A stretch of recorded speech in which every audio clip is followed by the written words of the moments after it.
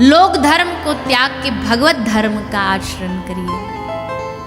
और ये तो संसार एक यात्रा है। जैसे ट्रेन की यात्रा करते हैं ना, सबने करी होगी। तो ट्रेन की यात्रा बड़ी मजेदार होती है। क्यों? उसमें नए नए लोग मिलते हैं। नए नए लोग आपके सीट के सामने आके बैठ जाएंगे, आप उनसे चर्चा करोगे, वो आपसे करेंगे, मित्रता हो जाती है। थोड़ी देर में ही घनिष्ठ बातचीत होने लग जाती है। और फिर इतनी घनिष्ठता हो जाती है, फिर उनको छोड़ने का मन नहीं करता। उनसे कहेंगे भैया ना आप मत जाओ, लेकिन वो कहेगा भैया हमारी जहाँ तक टिकट है वहीं तक जाएंगे, उसके बाद उतरना पड़ेगा। वैसे ही इस संसार में भगवान ने सबको एक यात्रा पे भेजा है, पर सबकी टिकट निश्चित है। जिसकी जहाँ पर स्टेशन आता है वहाँ उसको उतरना पड़ेगा, वहाँ उसको सवारी ट्रेन छोड़नी पड़ेगी, उतरना पड़ेगा। ऐसे ही अपने पिता को कह रहे श्री गोकर्ण महाराज कि इस अहम को छोड़ दीजिए कि आपके जाने के बाद हम कैसे रहेंगे, पत्नी कैसे रहेगी। भगवान है ना संभालने वाले। ठाकुर जी से बड़ा हमारा दुनिया में कोई हितैषी हो सकता है? बताओ। आप रात्रि को सोते भी हो ना तो सारा जमाना आपसे दूर हो जाता है। आपका कितना भी प्रिय घनिष्ठ कोई सखा, पति, पिता, कोई कितना भी घनिष्ठ, वो भी रात को तो आपसे दूर हो ही जाएगा, क्योंकि आपकी बुद्धि, आपका जो अनकॉन्शियस माइंड है वो कहीं दूर चला जाता है। लेकिन उस समय भी अगर कोई आपका साथ निभाता है तो वो भगवान निभाते हैं। इतने दयालु हैं, इतने कृपालु हैं। महापुरुष कहते हैं जब दांत नहीं तो दूध दिया। जब जन्म हुआ तो ठाकुर जी जानते थे बेचारा कुछ खा तो सकता नहीं ठोस, तो क्या किया?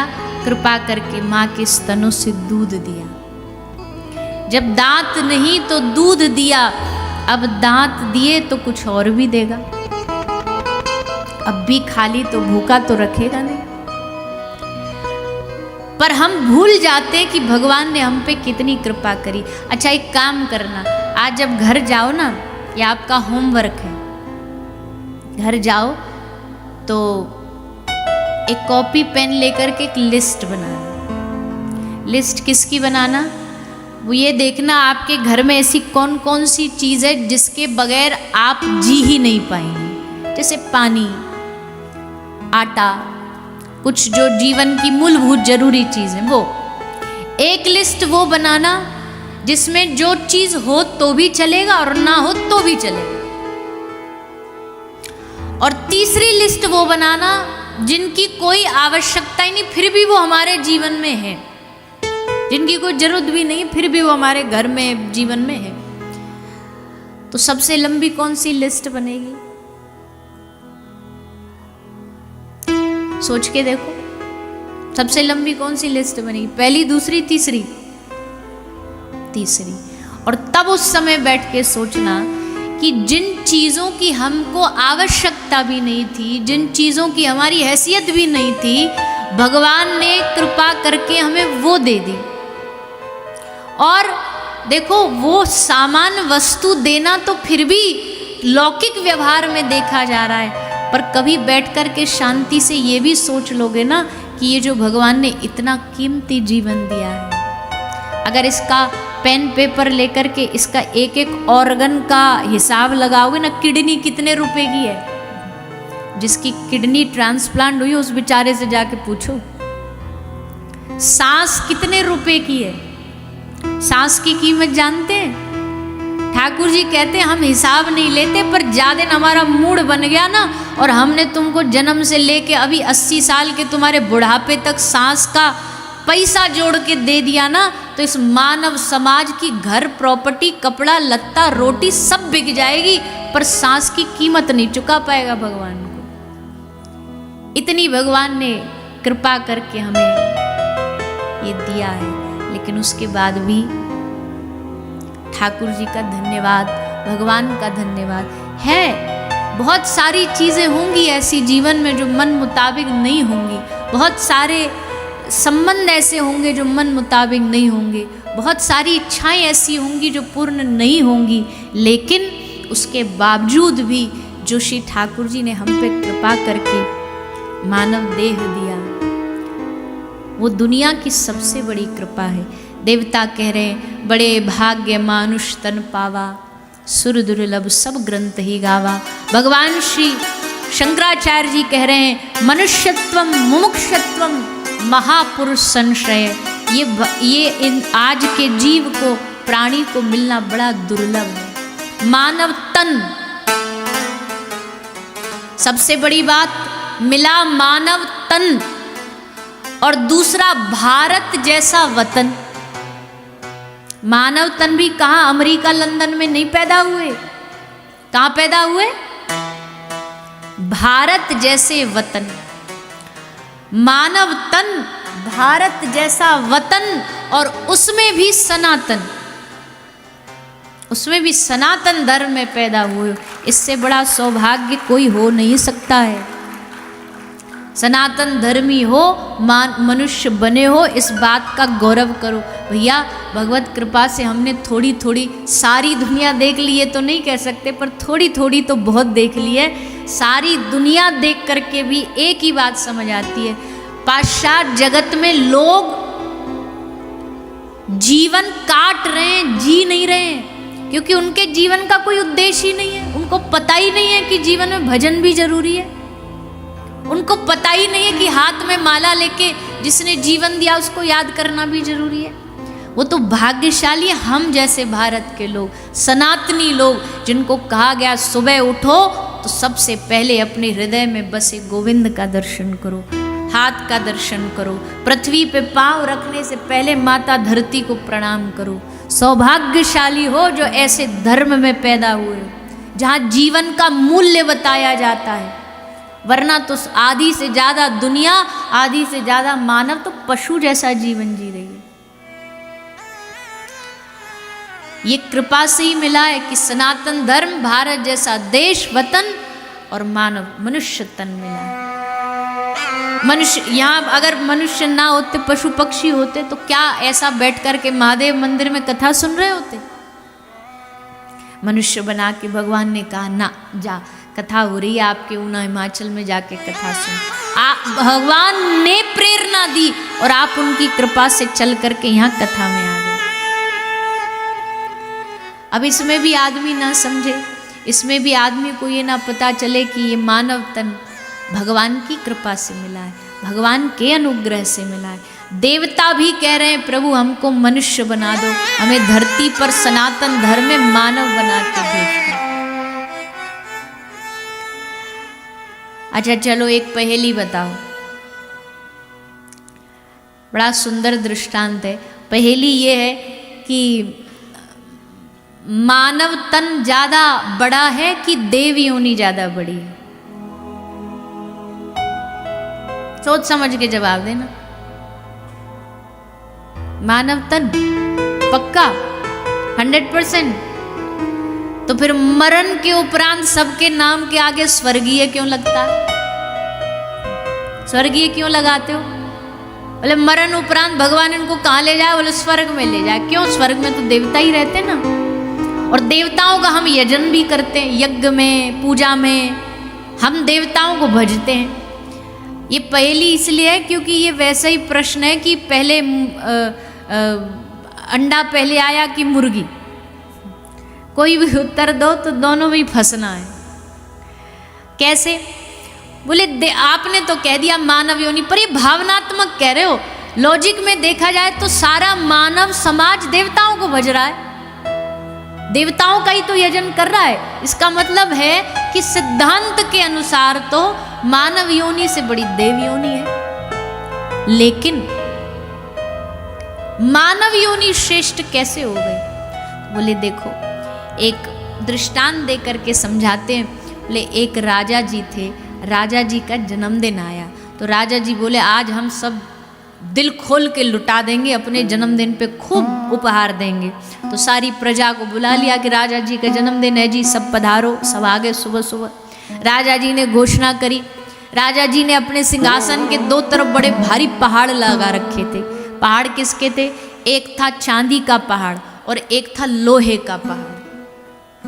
एक तरफ चांदी का सामान रखा था, एक तरफ लोहा रखा था। राजा जी ने कहा आज हमारा जन्मदिन है भैया, हमने दो ये सजाए हुए, तो जिसको लोहा चाहिए लोहा ले जाओ, जिसको चांदी चाहिए चांदी ले जाओ। तब सब लोग टूट पड़े। किस पर? बोलिए ना, आपको मौका मिलेगा तो लोहा चुनेंगे कि चांदी चुनेंगे? सबसे पहले भैया, अब चाहे हिमाचली हो, चाहे हरियाणवी हो, चाहे बंगाली हो, चाहे गुजराती हो, हम सब भारतीय एक ही हैं। बुद्धि तो सोचने की एक ही है ना। तो सब लोग टूट पड़े चांदी के ऊपर। सब ने चांदी बटोरी, ले लो भैया, भर लो, फिर नहीं मिलेगी। तो सब चांदी ले के दौड़ पड़े। बाकी जो बच्चे वो मुंह लटकाए, बोले चलो कोई बात नहीं, चांदी ना तो लोहा ही सही, कुछ से तो कुछ ही सही, जो मिला वही ले लो। लोहा लेकर के घर चले गए। अब प्रश्न ये है कि लोहे वाले ज्यादा फायदे में हैं कि चांदी वाले? बोलिए, लॉजिक से बोलिए, महंगी क्या है? चांदी। तो चांदी वाले ज्यादा फायदा में हो, लोहे वाले कम में जाएगी, चांदी ज्यादा में जाएगी। पर फिर भैया कहानी में आ जाता एक भारी ट्विस्ट।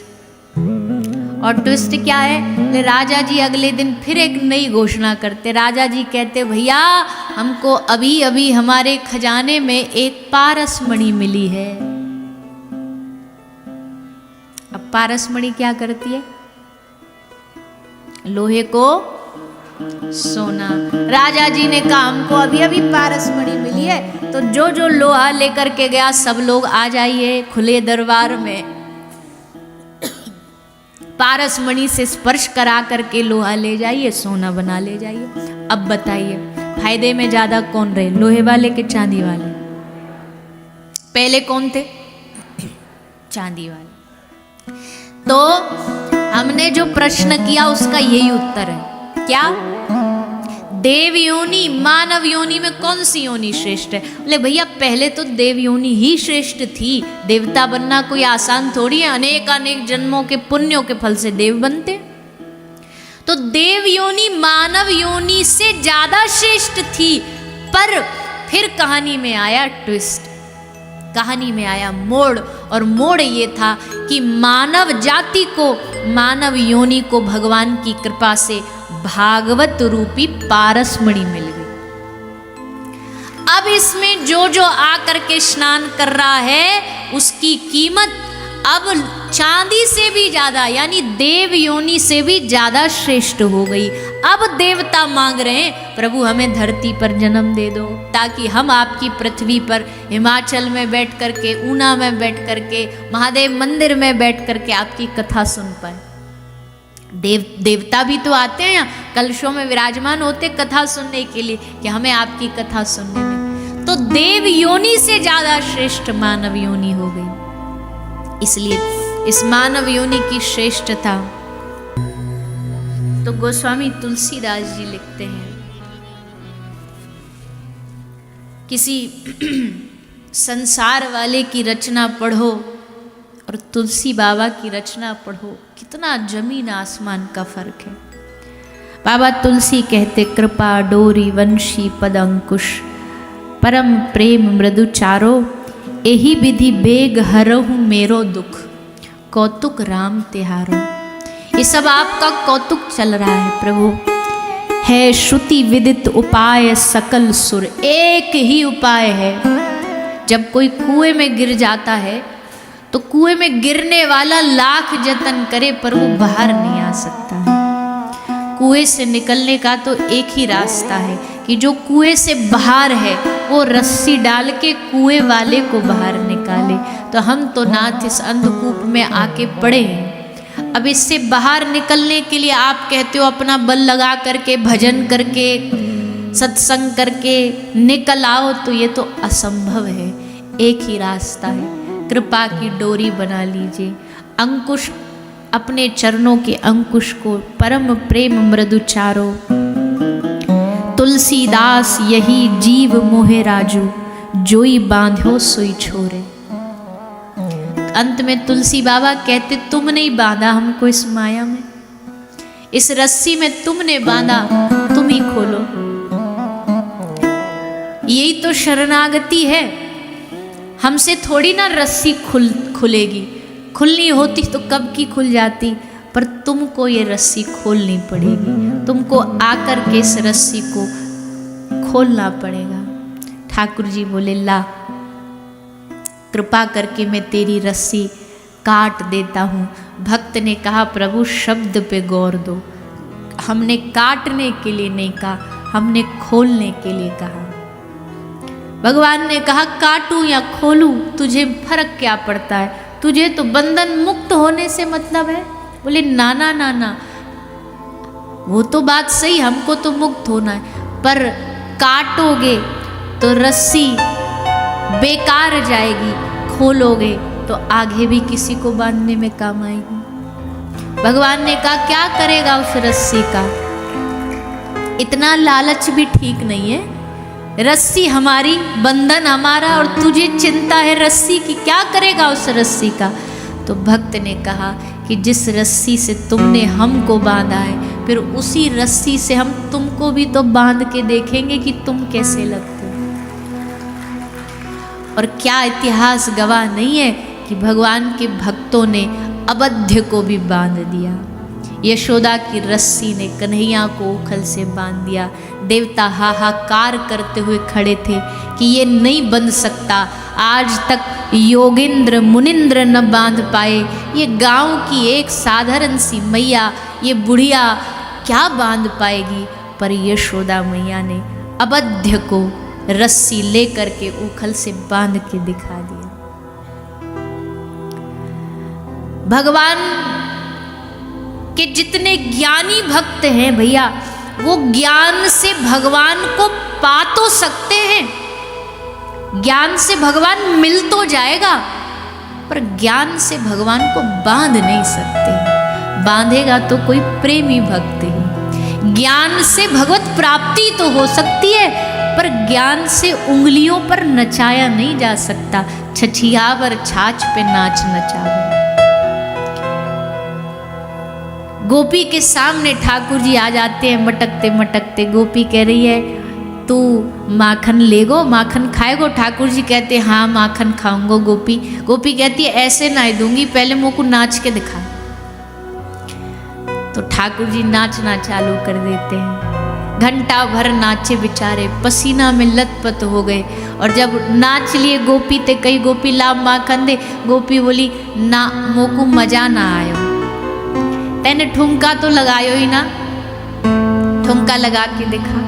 सो ठाकुर जी ठुमका लगा के नाचने। जगत ब्रह्मांड को जो नचाता है, गोपी आज उसको अपने इशारे पर नचा रही है। ये एक भक्ति का भाव ही कर सकता है, ज्ञान नहीं कर सकता है, ये प्रेमी भक्त ही कर सकता है। तो भैया तुलसी बाबा ने बड़ी सुंदर विनय पत्रिका में ये भाव गाया। हरि तुम बहुत अनुग्रह कीनो, साधन धाम विबुध दुर्लभ तनु, ऐसा दुर्लभ तन मोहि कृपा कर दीनु। ये पुण्यों से नहीं मिलता है, ये अपने कर्मों से नहीं मिलता है, ये भगवान की कृपा से मिलता है। पुण्य कितने ही कर लेंगे, कितने कर पाएंगे। इसलिए मानव तन, भारत जैसा वतन, और उसमें सनातन धर्म, उस सनातन में भी बहुत लोग हैं जिनको अभी अपने जीवन का कोई मूल्य ही नहीं पता। उसमें भी आप सब यहाँ आकर के बैठ कर के भगवान की कथा से जुड़े हो, कथा सुन रहे हो, नाम जाप करते हो। किसी के माथे पे तिलक लगाए, गले में कंठी है, कोई गुरु के आश्रित है, कोई किसी साधु के आश्रित है। यकीन मानना ये भगवान की सबसे बड़ी कृपा है, सबसे बड़ी कृपा है। इस कृपा पर थोड़ा गौर दीजिए। क्या नहीं है वो तो रोज गिनते हैं, कभी कभी क्या है भगवान की कृपा, उसको भी गिनना चाहिए, उसको भी सोचना चाहिए। तो इस दुनिया में हमारे सबसे बड़े हितैषी भगवान के अलावा दूसरा कोई नहीं हो सकता। सबसे बड़े हितैषी हमारे भगवान हैं। खान पान सोने, सुबह इस किसके रात को किसके भरोसे सोते हो? टेंशन फ्री हो करके, कभी चिंता नहीं लगती चलते चलते सांस रोक दी उसने तो। लेकिन इस भरोसे पे सो जाते, कोई है जगा देगा, कोई है जो सुबह, विश्वास है ना, विश्वास है कि कल सुबह उठ के दुनिया नहीं तबाह होगी, विश्वास है सूरज उगेगा, प्रकाश होगा, विश्वास है कि सुबह सांसें चलेंगी, उसके भरोसे पे ही तो जी रहे हो भैया। भरोसा ही सबसे बड़ी भक्ति है। अगर भगवान पे भरोसा नहीं है ना तो भक्ति नहीं है, और भरोसा है तो भक्ति का सबसे मूल है भरोसा। तो आगे भी कथा सुनोगे आप, कई कथाओं में ये चर्चा, ये विषय रखा है। महाभारत की कथा, महाभारत की कथा में दो ही आश्रय थे, और हम सबके पास भी दो ही आश्रय, कृष्णाश्रय और अन्याश्रय। या तो भगवद आश्रय कर लो या अन्नाश्रय कर लो। पांडवों ने भगवद आश्रय कृष्णाश्रय किया, कौरवों ने अन्नाश्रय किया, तो देखो क्या हालत हुई। किसी ने पूछा कि जी महाभारत का पात्र बनने का तुम्हें मौका मिले तो क्या बनोगे? कहीं पढ़ा था हमने कि महाभारत का अगर तुम्हें कोई पात्र बनने का मौका मिले तो क्या बनोगे? तो सामने वाले ने बड़ा सुंदर जवाब दिया। किसी ने सोचा अर्जुन बोलेगा, किसी ने कहा द्रौपदी बोलेगा, कोई पितामह भीष्म बोलेगा, पर वो भक्त कहता है अगर मुझे मौका मिले ना तो मैं महाभारत का रथ का वो घोड़ा बनना चाहता हूँ जिसकी लगाम साक्षात श्री कृष्ण के हाथ में थी। अर्जुन तो वह नाटक कर रहा था वहां बैठा बैठा धनुष बाण चलाने का, असली सारी जो डायरेक्शन थी वो तो अकेला वहां रथ पे बैठा बैठा सब घुमा रहा है, सब दिखा रहा है। युधिष्ठिर से कह रहा है बोल दे अश्वत्थामा मारा गया। युधिष्ठिर बोला ऐसे कैसे बोल दूं, मैं धर्मराज हूं। ठाकुर जी ने कहा हम जो कह रहे चुपचाप कर बोल, अश्वत्थामा मारा गया। धर्मराज ने कहा अश्वत्थामा मारा गया। कर्ण आया, कर्ण बोला तुमने गलत किया, ये धर्म नहीं है, तुमने झूठ बोला। तो भगवान ने मुस्कुराते हुए कहा आज तुझे धर्म याद आ रहा है? उस दिन तेरा धर्म कहाँ गया था जब भरी सभा में एक महिला को नग्न किया जा रहा था और तू हंस रहा था कि इसे नग्न करके मेरी जंगा पर बिठाओ। उस दुर्योधन का साथ तू दे रहा था, तब कहाँ गया था धर्म? आज तू धर्म और अधर्म पर प्रवचन देने आया, मुझे सिखाने आया कि धर्म क्या और अधर्म क्या है। मेरा एक ही धर्म है, धर्म कभी हारना नहीं चाहिए, मेरा शरणागत कभी हारना नहीं चाहिए, यही मेरा सबसे बड़ा धर्म है। मेरा आश्रित कभी झुकना नहीं चाहिए, जो मुझ पे भरोसा करके निकला हो वो कभी टूटना नहीं चाहिए, वो कभी गिरना नहीं चाहिए। विश्वास था तभी तो, नहीं तो भगवान को क्या पड़ी भैया, द्वारिका छोड़ के काम धंधा छोड़ के आ गए, जब तक युद्ध चला वहीं रहे। आज का आदमी तुम किसी विपत्ति में बुलाओ तो 10 बहाने तैयार हैं उसके पास, पर ठाकुर जी इसलिए गए क्योंकि जब अर्जुन को मौका मिला था चुनने का तो उसने नारायणी सेना नहीं कृष्ण को चुना। भगवान ने कहा हमारा चुनाव करने वाला तो अब तो चाहिए न केन प्रकारेण शाम दाम दंड भेद कुछ भी हो जाए पांडवों का सर झुकने नहीं दूंगा। एक तो ये धर्म के पक्ष में है, ये धर्म के पक्ष में जो रहेगा वो जीतेगा। तो भैया विश्वास रखिए। आपसे भी हम निवेदन करते, आप जिन भी आराध्य को मानते हो ना, आप महादेव को मानते हो, आप हनुमंत लाल को मानते हो, आप देवी को मानते हो, आप राम जी को, आप ठाकुर जी को मानते हो, अपने आराध्य पे दृढ़ भरोसा रखो, अपने आराध्य पे दृढ़ विश्वास होना चाहिए। तो अब क्या कहे, भागवत प्रेम की कथा भी है, भागवत भक्ति की कथा भी है, भागवत विश्वास की कथा भी है। हमारे विश्वास को बढ़ाती है, हमारे भरोसे को बढ़ाती है। आज संसार में सबसे ज़्यादा किसी चीज़ का ह्रास हुआ है तो लोगों के विश्वास का ह्रास हुआ है। भरोसा नहीं है यहाँ बैंक वाले भी वो पेन को गांठ बांध करके वो रखते हैं कि कहीं को ले करके न भाग जाए। भरोसा इतना लोगों का, और भगवान पर तो कुछ ही बिरले होते हैं जो जैसे भी भगवान रखे उसी भरोसे से जिए, नहीं तो आधे से ज़्यादा लोग तो तुरंत भरोसा टूट जाता है, जा कर के वो ठाकुर को, वो माला को, वो गुरु मंत्र को जमुना जी में बहा देते हैं। फिर क्या करते, फिर दूसरा भगवान ट्राई करते हैं। पहले वाला तो फेल हो गया, काम इतना आया नहीं, पर ये विश्वास नहीं, भरोसा तो सजदे में सर झुका दिया तो उठना हराम है। एक बार जिसके चरणों में सर झुक गया, अब ठाकुर जी के चरणों में हमारा सर झुक गया, अब दुनिया में हो सकता है उनसे बहुत बहुत अलग अलग शक्तिशाली मंत्र तंत्र कुछ भी होता हो, और हमारे हृदय में ठाकुर जी बस गए। अब हमें दूसरे की तरफ देखना ही नहीं, दूसरी की तरफ जाना ही नहीं, क्योंकि हमारे हृदय में विश्वास है कि हमारे जीवन का सब बागडोर उन्हीं के हाथ में।